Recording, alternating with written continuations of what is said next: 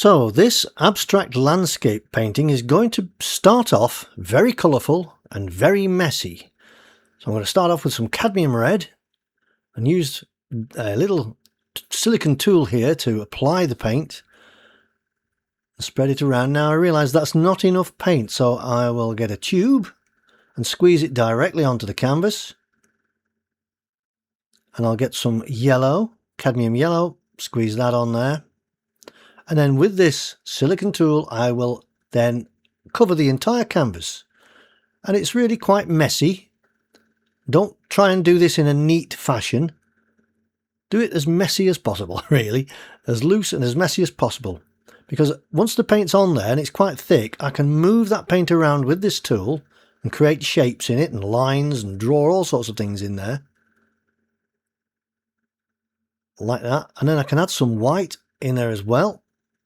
It's basically going to be a low horizon level of a landscape with a stormy sky above it.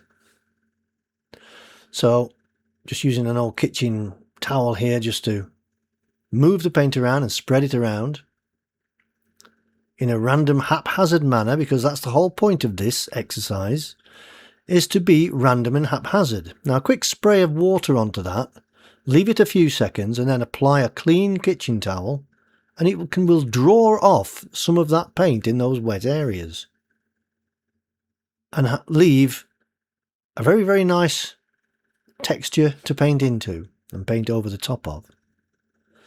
Now you see I'm using this pad, which is a canvas pad, and it's quite loose at the moment because as more and more paint is applied it becomes heavier and heavier.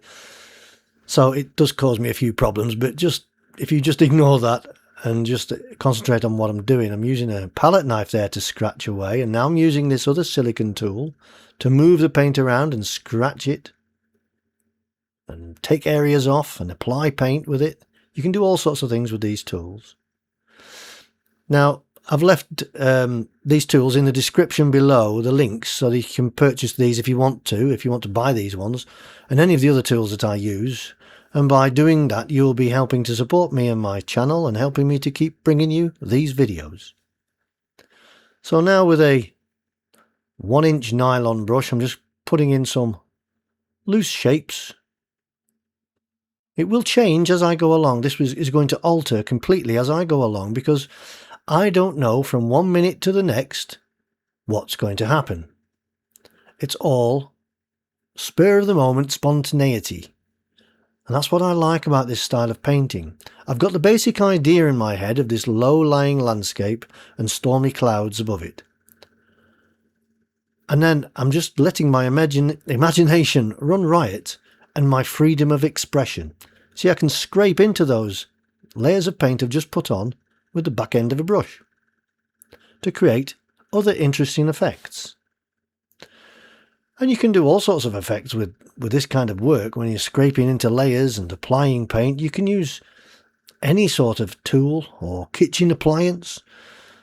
Just be inventive. Look around and see what you can find. An old stick from the garden is very useful. So this is a light area I'm putting in, quite bright now, the edge of the cloud. So I want that bright area to be quite thick. I'm going to add a little bit of Payne's grey into that to give me a bluey grey kind of sky colour there. Now I'm not doing it as a flat colour. I'm doing it random and haphazard, because that's the idea of the whole painting, is random and haphazard and messy. It's beautiful getting messy when you're painting like this, especially when painting with thick paint as I am now, because it starts to blend in with each other. A little bit of raw umber put into that gives it a little subtle green tint as well, which you can apply into the low-lying landscape at the base there at the bottom. So, got those in. I'll put in a few little white lines here as well. And use my finger as well, anything. Just to use anything to move that paint around. And the same, using this scraper again, move the paint around to create these wonderful abstract marks that you could not apply with a brush. There's no way you can paint some of these marks with a brush. So, just moving the paint around there with the silicone tool. This is the Catalyst silicone tool.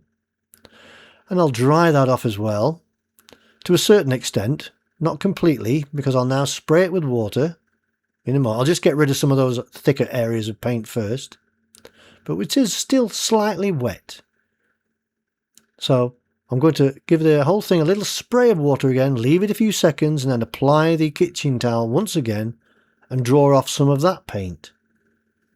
There won't be so much coming off now because it is more drier than the previous layer.